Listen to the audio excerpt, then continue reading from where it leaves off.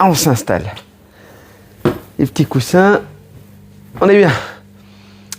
Bonjour à tous. Bienvenue dans cette nouvelle vidéo. Comme d'habitude les gars, pensez à vous abonner à cette chaîne, à partager, à me laisser un petit commentaire pour le référencement. Ça fait extrêmement plaisir. Donc bienvenue à tous sur la chaîne Le Transporteur Off, là où je fais des vlogs, là où je parle sujet un peu voiture, sur des anecdotes, sur des voitures que j'ai eues au passé, etc. Sur des petites histoires. Donc je vous remercie pour la dernière vidéo que j'ai postée.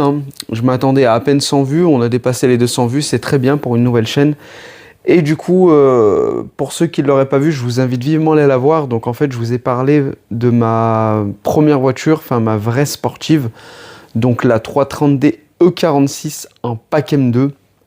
N'hésitez pas à aller voir cette vidéo, elle est sur la chaîne et du coup bah là on fait la suite parce que justement dans la vidéo de la BMW, j'ai expliqué avoir vendu cette BMW en échange. En fait on m'avait échangé la BM contre une Audi, donc voilà d'où la vidéo d'aujourd'hui. C'est de vous expliquer le parcours de ma première Audi, comment on en est venu et le pourquoi du comment. Donc pensez également aussi à aller voir ma chaîne principale qui est Le Transporteur, voilà simplement, où on fait des vidéos de présentation des voitures des abonnés et également des tutos mécaniques, que ce soit sur ma Audi A8 ou ma Audi S8 du Transporteur. Et également des fois il y a des vidéos qui vont être, comment dirais-je, sur des FAQ. Donc voilà, donc aujourd'hui petite vidéo pour vous parler de ma première vraie Audi, que j'ai gardé à peine un mois et malheureusement ce n'est pas de ma faute. On m'a foncé dessus, donc je vais tout vous expliquer dans cette vidéo. Donc déjà moi de base, à l'époque, je roulais en polo quand j'ai eu le permis. Donc j'étais déjà dans tout ce qui était Volkswagen. J'ai toujours adoré le groupe Volkswagen parce que mon frère avait une Golf 5 à l'époque, la Golf 5 2 litres TDI 140. Je sais pas si c'était un 4Motion, je sais plus. Je sais que c'était la version Karat 3 portes, elle était magnifique. Et quand tu avais ça à l'époque, c'était waouh. Donc bref, après de là, la première personne qui a une Audi dans ma famille, bah justement c'était mon frère. Il avait acheté une A6 C6 en 2 litres 7 V6 TDI, elle était incroyable. Donc c'était vraiment la première berline. Et là les gars, j'ai vraiment kiffé Audi, vraiment par rapport au compteur. Alors à l'époque c'était différent parce que j'adorais l'intérieur et le compteur des Audi comparé au BM. BM ça a toujours été pareil. C'était compteur orange, les menus c'était bâclé, c'était simple, alors que maintenant c'est tout designé, certes. Mais j'ai eu un penchant pour Audi. Sachant qu'à l'époque, j'avais trouvé la valise de diagnostic exprès pour le groupe Volkswagen, que je ne citerai pas, bien évidemment. Pourquoi ? Parce qu'à l'époque, j'avais fait un super tuto sur cette vidéo au tout début de ma chaîne, Le Transporteur. Elle avait fait plus de 50 000 vues et en fait, elle a été bannie de la chaîne parce qu'il y avait des droits d'auteur. Enfin bref, ça m'avait dégoûté, mais en attendant, je m'en étais bien servi jusqu'à encore aujourd'hui, même si j'ai ma nouvelle valise de mon partenaire. Mais voilà, donc j'avais kiffé ce truc où tu mettais la valise diagnostic, en même pas 2 secondes, tu pouvais enlever un code défaut, tu pouvais comment dirais-je, mettre la vidange à 0, rajouter des options, enfin, c'était tellement simple, je me suis dit, mais en fait, Audi, c'est le top. Et pareil, quand tu levais le capot, c'était assez simple. Tu vois, c'était pas caché. Tu vois, BMW, il y a des choses, c'est caché, liquide de refroidissement, ou j'en sais rien, tu vois, tu vas accéder au filtre à air. Audi, c'était vraiment plus épuré, très simple, comme le groupe Volkswagen, donc j'ai vraiment adoré. Donc moi, pour en revenir là, donc on a vendu la BM que j'avais, donc la E46. On m'a fait une reprise, donc en fait, j'ai fait un échange. On m'a donné une A4 remontée en RS4, j'essaye de vous remettre quelques photos, là, de vous illustrer. Donc en fait, elle avait le pare-choc avant RS4. En fait, c'était une S-Line d'origine en 2 litres 5 V6 TDI, 163 chevaux. Donc là, je me dis, j'ai un V6, j'ai pare-choc RS4, elle est belle, j'ai de l'argent en plus qu'on m'a donné. Je vais pouvoir faire 2-3 modifs. Donc, premier modif que je voulais faire, c'était mettre le diffuseur RS4 à l'arrière et ligne d'échappement. Sachant que d'origine, le petit V6 TDI, ça chantait pas mal, mais on sentait que c'était étouffé. Tu filmes bien vers l'écho.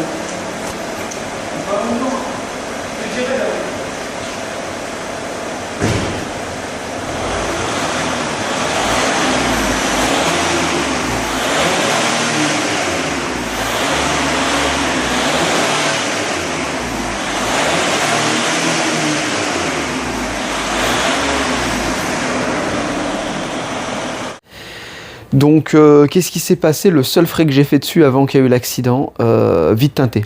Donc, comme vous voyez, les vitres teintées, ça ressortait super bien avec les jantes qui tapaient à l'œil. Franchement, cette voiture, c'était ma première Audi. Je ne l'ai même pas gardée un mois. Je crois que je l'ai acheté début août, fin août, on m'a rentré dedans.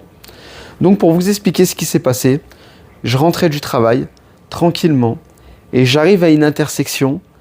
C'est pour ça que vous l'avez certainement entendu dans des refs que j'ai dit avec la vidéo d'Akram quand j'ai présenté ma Audi A8, les intersections, il faut toujours faire attention. Tu me guides, hein? Bah tout droit, là, de Les toute façon, intersections, là, faut toujours faire attention. Ah bon? C'est là où il y a le risque. Mais tu conduis comme ça. Et ça, je le disais bien avant la vidéo d'Akram, parce que l'accident était arrivé avant. Et en fait, je roulais dans une intersection, feu vert et tout, t'as vu, tout droit. Et là, il y a une voiture en face avec le soleil, ou je sais pas, c'était une dame avec sa fille. Elle a tourné sur moi. Bra! Et je me suis pris son aile avant droit, bah, je lui ai rentré dedans. Vous imaginez, je roulais entre 40 et 50, c'était en agglo. Et ben, un choc à 50 km/h, laisse tomber, la voiture, elle est devenue épave. Voilà pourquoi je l'ai gardée qu'un mois. Parce qu'en fait, toutes les réparations qu'il y avait sur la voiture dépassaient la valeur du véhicule. Je vous dis une bêtise, la voiture valait 10 000 euros. S'il y a 11 000 euros de réparation, pour les assurances, ça ne vaut pas le coup, donc ils vont vous dédommager la voiture. Ça fout la haine, parce que tu dis si la voiture, t'en penses qu'elle en vaut plus cher, il y a des pièces dessus, bah non. Et du coup, bah oui, donc ça dépassait la valeur du véhicule, donc il y avait l'airbag qui était sorti. Pare-choc complètement explosé. En plus, c'était pas un pare-choc d'origine, donc c'était mort quoi qu'il en soit. Radiateur de refroidissement, bah ça à chaque fois. La traverse qui était pliée. Enfin, aile, phare, capot. Tu imagines avec la peinture, la main d'œuvre, ça chiffre vite. Et voilà. Alors qu'en soi, la voiture, elle démarre. Hein. Tu répares ton radiateur, tu changes ta carrosserie. Mais toutes ces petites choses-là, eh ben, ça fait que ça coûte énormément d'argent. Donc, c'est fichu. Donc bien évidemment j'étais dégoûté, j'ai dû attendre au moins 2-3 semaines avant d'être remboursé. De là je suis remboursé. De là, il me fallait la même voiture parce que franchement je la kiffais vraiment. Je venais de la voir, j'étais tout content et tout, je venais de faire les vitres teintées. Là je check un peu les sites d'annonces et tout. Et je tombe sur la même. Quand je vous dis la même, mais avec un covering blanc mat. Bon, je vous avoue qu'elle n'était pas aussi propre que la noire. Parce que là, on était sur une couleur d'origine en noir brillant, propre, tout poli. Là, je suis tombé sur une annonce. En plus, dans les prix que j'avais été remboursé, j'ai même pu négocier la voiture. Le gars me l'avait déposée devant chez moi. Je vous jure, il était venu et tout. On s'était arrangé et tout. Je crois que elle était de Clermont-Ferrand, la voiture, si je dis pas de bêtises. Et du coup, donc, pareil, A4, année 2005, moteur V6 TDI, 2,5 litres, 163 chevaux. Incroyable. Donc il me l'amène et tout, sauf que celle-là, j'étais vraiment content. Vous allez comprendre pourquoi. Parce que elle avait le contraire de la première. Donc elle avait l'arrière en RS4, mais pas l'avant. Covering blanc mat. J'avais un cuir complet noir. Parce que l'autre, c'était un tissu. J'avais le volant 3 branches avec les touches au volant. Et j'avais le GPS intégré avec l'écran qui sort, qui rentre. Donc là, je me dis, je la paye moins cher que l'autre. En fait, c'était un mal pour un bien. Et cette voiture, je l'ai gardée très longtemps parce que j'ai fait énormément de choses dessus. Et il faut savoir que cette voiture, elle a eu, vous n'allez pas me croire, elle a eu 3 couleurs. Mais vraiment, elle a eu 3 couleurs. Et les gens qui me connaissaient à chaque fois, ils me disent, mais t'as encore changé d'Audi? Alors de base, elle avait sous le covering un bleu, un espèce de bleu clair. J'essaierai de vous illustrer. Donc en fait, ce qui s'est passé, moi, elle était blanc mat. Blanc mat. J'ai roulé comme ça pendant un petit moment. Dessus, j'avais juste fait quoi? J'avais décatalysé et il y avait les échappements RS4 de marque Miltech, si je dis pas de bêtises. Ouais, c'était Miltech.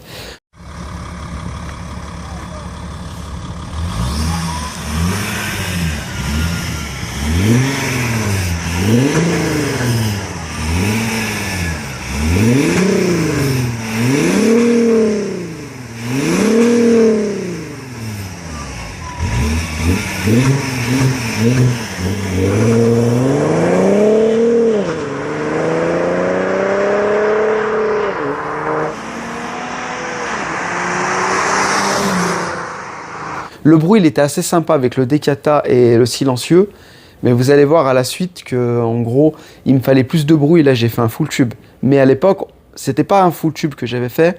En fait, si vous voulez, après kata, donc la descente turbo, on a une espèce d'inter avant le silencieux.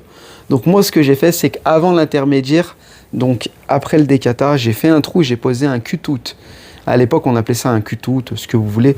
C'était un espèce de pot d'échappement que tu venais souder sur ta ligne après la descente turbo. Et en fait, dès que tu ouvrais avec une télécommande électronique, eh ben, les gaz, ils sortaient comme si ils sortaient après la descente. Donc en fait, les gaz, ils sortaient sur le côté. Et dès que je fermais, bah, ça restait dans la ligne. Et du coup, le bruit étouffait avec les silencieux et l'inter. Donc voilà. C'était super bien. Le bruit, il était violent. Il était exactement comme la A4 qu'on a eu après, hein. La A4 B8 où j'avais fait un full tube. Mais le problème, c'est que vu que ça sortait en milieu de voiture quand on ouvrait les clapets, ça sentait grave le gasoil, ça sentait mauvais. Enfin bref, mais à l'époque, c'était la classe en 2013-2014. Bon, pour revenir à la couleur. Elle était blanc mat et j'ai roulé 1 an comme ça. Après, je voulais voir la couleur en dessous. Donc j'ai enlevé le covering. Là, elle était bleu clair. Franchement, la couleur, elle était bien, mais moi, il me fallait du tuning. Et là, les gars, je vous ai fait un truc de fou. Je lui ai fait un plasti-jeep à l'époque. Hein. Il n'y avait personne qui faisait ça. Je devais être l'un des premiers. Bah, le covering, pareil, on n'en parlait pas plus que ça, mais moi, elle était déjà en mode cover. J'ai fait faire un plasti-jeep en noir mat. En plus, tu avais le droit au vide teinté full black et tout. J'avais déjà les jantes noires. C'était un monstre. Un monstre. De toute façon, vous l'avez vu, là, je vous ai illustré des photos. Et du coup, comment ça s'est terminé ? J'ai vendu cette voiture parce que j'avais besoin un peu d'argent. Enfin, je sais même pas parce que j'ai acheté tout de suite la 8 derrière. Je sais même pas ce qui s'est passé. Non, je l'ai vendue parce que, justement, je crois que je voulais la 8. Je crois que c'était ça, il me fallait la 8. Et oui, bah, il me fallait de l'argent en plus. Donc, je l'ai vendue et là, j'ai acheté la 8. Sans savoir que c'était le délire transporteur. Mais tout simplement, je voulais une voiture qui avait le même gabarit, mais plus puissante. Et la V8, TDI, 326 chevaux, 4 litres 2, un monstre. En plus, elle était déjà préparée à 400 chevaux. Quand je l'ai essayé, j'ai halluciné. Et voilà, après, on est parti dans le délire transporteur parce que, comme certains le savent, on a fait la ligne d'échappement avec les 4 sorties de pot pour faire le style de la S8 V10. Et c'est de là qu'on avait fait un clip et on était dans le délire transporteur. D'où après le pseudo il est venu. Parce que c'est vrai, quand j'achetais cette voiture, je faisais des mariages, mais sans savoir le transporteur et tout. Et de là, le pseudo a changé, on avait fait un clip et tout, et c'est de là que c'est parti. Voilà pour l'anecdote de cette fameuse Audi A4. Donc vous l'aurez compris, j'ai eu 2 Audi A4, les mêmes, les B7, avant d'avoir la fameuse Audi A8 D3, qui pour moi sont les mêmes voitures, petite sœur et grande sœur. Quand vous voyez les deux gabarits, c'est exactement la même chose, mais en plus gros. Donc voilà pour l'anecdote, j'espère que ça vous aura plu, ma petite histoire avec ces voitures. J'ai rien fait de foufou niveau tuning, à part faire les étriers en rouge sur la deuxième que j'ai eue, parce que la première, vous l'avez compris, elle a été accidentée, j'ai rien pu faire. Sur la deuxième, étrier rouge, j'ai fait refaire les vitres teintées, elle a eu 3 couleurs, il y a eu le décata, il y a eu le Q-tout. Rien de spécial. Si après j'ai eu un délire quand elle était noire mat, c'était de lui remettre du chrome. Donc je lui avais mis des coques chromées avec le logo chrome à l'avant, mais en repensant, valait mieux laisser tout noir. Et je crois que j'avais posé le petit aileron sur le coffre, mais rien de fou, hein. Et le kit LED, comme d'habitude, j'aime bien, sur chaque voiture que j'ai, j'aime bien mettre les LED intérieurs sur les feux de plaque. Mais en prenant du recul, c'était bien à l'époque. Maintenant, quand j'ai une voiture qui n'est pas équipée en LED, je laisse d'origine. Ça veut dire, si elle a les ampoules jaunes, je m'en fiche. Il n'y a que les feux de plaque où j'aime bien mettre à LED, parce que c'est quelque chose qui se voit de nuit, de l'extérieur.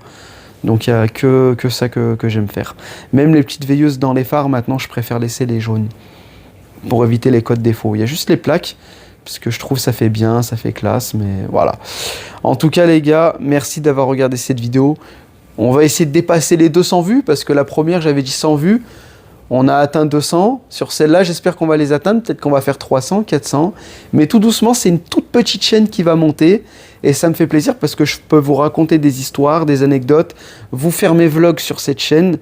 Parce que j'avais déjà fait des vlogs sur la chaîne principale et ça ne vous plaît pas forcément. C'est pour ça, l'autre chaîne, on est vraiment sur présentation, abonnés, tutos, etc. Et sur cette chaîne, il y a un peu de tout. Je vous ai dit, dans pas longtemps, je vais faire la cuisine, vous allez me voir. Je vais dire, tiens, le transporteur, il sait cuisiner. Bon, j'avoue, je ne sais pas cuisiner. Si tu savais, les petits plats que je peux te faire. Mais en attendant, comme je l'ai dit au début de vidéo, abonnez-vous, partagez, laissez un pouce en l'air. Et puis ça m'a fait vraiment plaisir de vous tourner cette vidéo. Dites-moi en commentaire quel concept vous aimerez la prochaine fois, de quoi vous aimeriez que je vous parle. Moi j'ai déjà mes petites idées, hein. De toute façon je vais essayer de vous balancer 2 vidéos dans la semaine, le mardi et le jeudi à 19 h. Et voilà, ça sera peut-être un sujet sur ma première moto, parce que oui j'ai le permis moto, mais je vous en dis pas plus, mais n'hésitez pas à me dire en commentaire. Je vous souhaite une bonne journée ou une bonne soirée et à très vite. Ciao ciao.